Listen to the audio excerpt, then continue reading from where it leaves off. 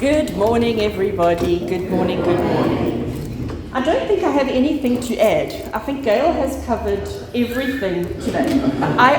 Driving down this morning, I haven't been here in such a long time, so it's such an honor and privilege to be here, and I'm so happy to be here. But driving down this morning, I thought, what am I going to talk about? Because I don't plan things. I'm not a planner. I'm not the kind of person that thinks ahead. If I think ahead, I get all panicked and I get all worried and I get all stuck in my head. So generally when I come here, I like to just let it flow. But I do, because I'm human and because I'm worried about making mistakes and worried about having nothing to say, driving down I sort of say, okay, I call my spirit guides my dudes. So I say, dudes, what are we talking about today? Give me something. And I get nothing. So then I'm like, as I'm parking in the car, I'm like, getting out the car, like, is this going to be okay? And then I walk in. And as I walk in the gate, I get greeted by a beautiful soul who I haven't seen in such a long time, and we have a little bit of a chat, and this progresses all the way till I arrived here, bumping into people in the kitchen and having conversations, and sitting here, immediately I look at the memory board. I haven't been here in such a long time. There's names on there, going halfway up that I remember from when I first came to Sanctuary. And do we remember these people? Of course we do. Where do we see something about them? And all of those people on those boards, let's go for all of the boards. Each of those people brought light into this world. Each one of these people uplifted us. And that's what each one of you have come here for today, is for a little bit of guidance, a little bit of clarity, a little bit of upliftment, a little bit of hope that it's going to be okay. And you know what, friends, it is. Gail, in her address, in her reading, in her everything that she said so far today has been about let's be the change. Let's live our lives with love. The song we just sang, in the morning of our life, we look to the sunrise. We look to the sunset. We look to all of these things with love. And that's what matters. Those names on the board, every single one of you sitting here today, love is what matters. Love is all that matters. You were saying how we've had tragedy. We've all had, let's be honest. Life is not easy. Life is really not easy. It doesn't matter who you are. It doesn't matter what your job title is. It doesn't matter what your bank balance is. It doesn't matter what your health is. Life is pretty tough right now. We're all suffering. But what we've done, every single one of us, we've got into this habit, and I use that word on purpose, of being so focused on everybody else that we don't actually look at ourselves. We're so busy watching everybody else, criticizing, judging everybody else, that we forget to take care of ourselves. And we need to bring ourselves back to love. Love of self and love of others. Because love is the only thing that matters. What does that mean though? Because you know what? I have sat where you're sitting on many occasions and heard people talk from the platform about love. Love is the answer. But what does that actually mean? Let's bring it right down to basics. What does it mean to live your life from a place of love? It means being kind. It means being generous. But most importantly, it means caring about somebody other than yourself. But making sure that you care about yourself first. Because if you are not okay, how can you be okay for somebody else? I had an interesting conversation with somebody the other day, and this is an analogy that you hear often, especially in the spiritual community. The analogy about when you get into an aeroplane and they do the safety check, and you have the air hostess person who stands there and tells you, should cabin pressure decrease, oxygen masks are going to drop, and then they tell you, put it on your own mouth before you worry about helping anybody else. And this is something that we all, it's such a simple analogy, but it's something that we all need to adopt. Because if you don't take care of you first, how can you be somebody who loves and cares about anybody else? If you are not strong, if you are not confident, if you are not capable, how can you do anything kind for anybody else? And I know we've all been brought up, programmed and conditioned to not be selfish. Stop thinking about yourself. Don't be selfish. Selfish is a whole nother concept. Selfish is when you have 10 of a thing and you refuse to give one away. That is selfish. And that's not what we need to do. We need to say, I am going to take one for me first, so that I am satisfied, so that I am confident, strong, healthy, and happy, and then what I have left I will share with others. Nowhere does it say that you need to give the last of your thing to another person. Love means taking care of yourself first. I'm going to again refer to these beautiful people on our board, these names on the board. Each one of those people lived every moment of their lives giving to others.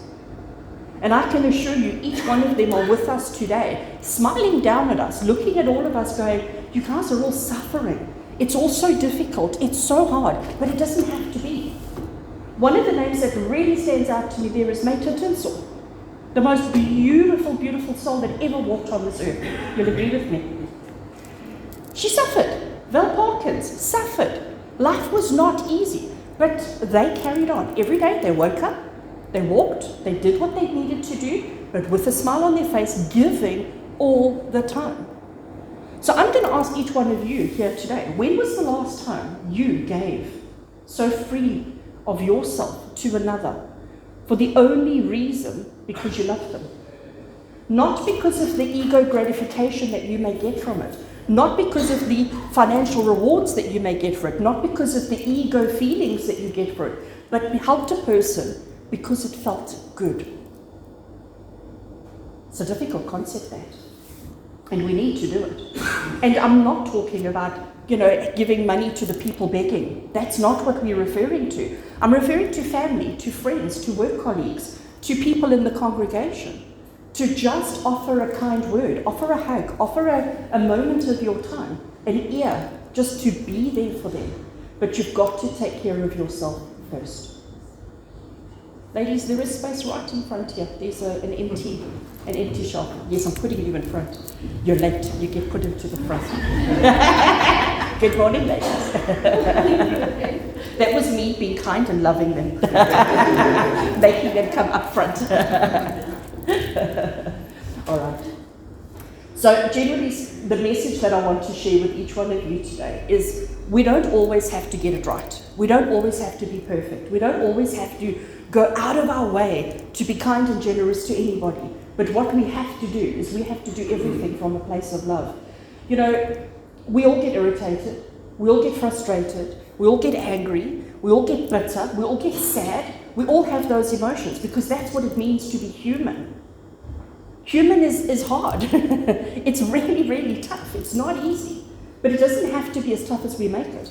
I want to go back to a thought I said just now about understanding that when we are suffering and when we are having all these difficulties that we're having as a human being, if we start focusing, because we don't want to deal with our own hurt, we don't want to deal with our own disappointment.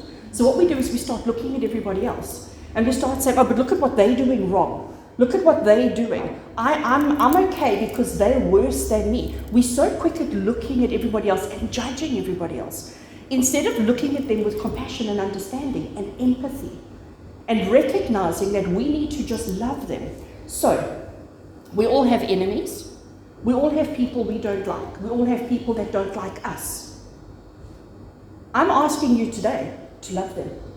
Those people who really dislike you, those people who you really dislike, learn to love and accept them for who and what they are. Gail was talking about the lessons. People come into your life for a season. People come into your life for a specific reason. So let's learn to love them when they hurt us, when they let us down, when they betray us, when they anger us, when they frustrate us. Because as soon as you learn that love, the problem goes away. The person goes away. The difficulty goes away. But it's when you're trying to control it, to fix it, to prove your point, to prove that you are bigger and better than anybody else, that's when you just go further and further and further down. But when you suddenly go, thank you, I appreciate the lesson, I value the lesson, I understand the lesson, that's when suddenly everything starts getting lighter. The other thing that I'm going to add on to that, singing. We don't sing anymore. Besides for this morning, and when I'm driving my car, nobody's listening to me, I don't sing. And isn't singing just the most amazing experience? Because it raises the vibration. It lifts the energy. So if you're in a bad space, if you're suffering or battling with anything, sing. It doesn't have to be good singing. And Les, I did notice you weren't singing.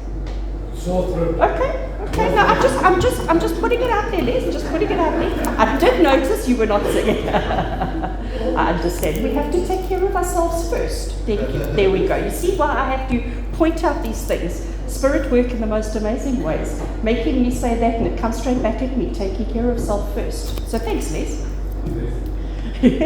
We have to, friends, because your life on this earth has got an end date. It's the only thing that's guaranteed in life, that every single one of us here are going to transition to the other side. Notice I don't say die. It's not the end, it's the beginning. It's transitioning to another realm, another experience. But this human existence will cease to exist. But you will continue to live. Your legacy will continue. Hopefully, your legacy is going to be one of love. Hopefully, your legacy is not going to be a bank balance. Be great if it is too. I mean, come on, let's be honest. But that's not the most important thing. The most important thing is, I want to read. Does anybody remember what page number that last song was on? 94. Sorry. So in the morning of my life I shall look to the sunrise, when the world is new, and ask God to grant me to be brave, to be strong, and to be true. Like, that is the most important thing to be doing. And do it from a place of love. Do it from a place of understanding. Do it from a place of compassion. Don't worry about what your neighbors think. Don't worry about that other person. Don't worry about their opinion, because their opinion doesn't matter. As long as you've got love in your heart, and as long as you are being brave and strong and true, and as long as you are doing it because it makes you feel good, you won't have any problems in life. And the problems that you do have will be small, simple, and easy to walk away from. So that's all you have to do, friends, is to have love in your heart. Be kind, be caring, be considerate, but look after yourself first and leave a legacy of love. Blessings and thank you to each one of you. Thank you so much.